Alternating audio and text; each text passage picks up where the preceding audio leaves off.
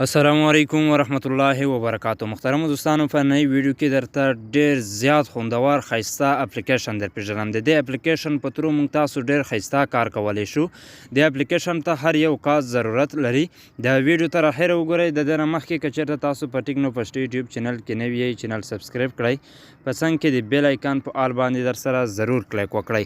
ورځو د اپلیکیشن ته د دې لینک به تاسو ته ډسکرپشن کې ملاو شي. که چېرته تاسو ډاونلوډ کول غواړئ له پلی سټور څخه، نو د دې اپلیکیشن ایکون نام تاسو ته به ښکاري نیټ بلاکر. د دې اپلیکیشن په ترو موږ تاسو کولی شو چې په موبایل کې د کوم ایپ باندې موږ انټرنیټ بندول غواړو، زموږ ډیټا که آن هم وي، نو چې کله د ایپ کې په هغه ایپ باندې موږ انټرنیټ بند کړو، هغه اپلیکیشن به کار نه کوي. ډېر زبردست کار کوي. د دې یو څو فایدې شته. که چېرته تاسو غواړئ په واتساپ کې ځان افلین ښکاره کړئ، نو په واتساپ باندې د دې اپلیکیشن په ترو انټرنیټ بند کړئ. بیا که ستاسو د موبایل ډیټا آن هم وي، هغه اپلیکیشن په هغه واتساپ یا په فیسبوک میسنجر کې به تاسو افلین ښیي.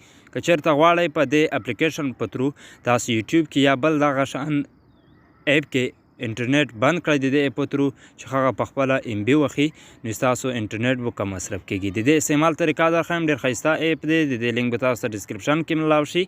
د ویډیو در سره ضرور لایک کړئ. کله مو چې دا اپلیکیشن دوستانو د اپلیکیشن ان کولو سره لاندې تاسو ته آف آن اپشن به تاسو ته ښکاري.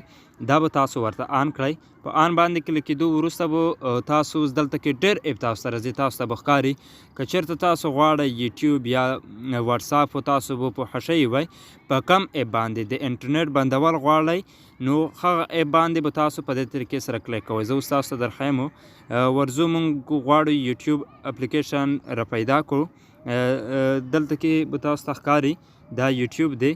نو په دې ځای به موږ تاسو کلیک کوو. دلته کې به تاسو ته ښکاري. په دې باندې کلیک کولو وروسته په یوټیوب باندې زموږ انټرنیټ بند شو. اوس که موږ یوټیوب آن کوو، زه تاسو ته در ښیم. دا مخکې نه شوی و، دا به بالکل لوډینګ کی. دا ایپ چې کوم دی په دې باندې اوس موږ انټرنیټ بند کړی دی. بره به تاسو ته ښکاري زموږ د موبایل ډیټا هم آن دو، خو بیا هم یوټیوب اپلیکیشن چې کوم دی کار نه کوي. په دې طریقې سره تاسو په هر یو اپلیکیشن باندې انټرنیټ بندولی شئ. ستاسو ډیټا به آن هم وي، خو بیا به هم هغه اپلیکیشن کار نه کوي. نو دوستانو د دې اپلیکیشن دا کار دی. که چېرته مو د ویډیو خوښه شوې وي، ویډیو ضرور لایک کړئ. همدارنګه ښایسته معلوماتو لپاره موږ سره اوسئ. تر بلې ویډیو د لوی الله په امان.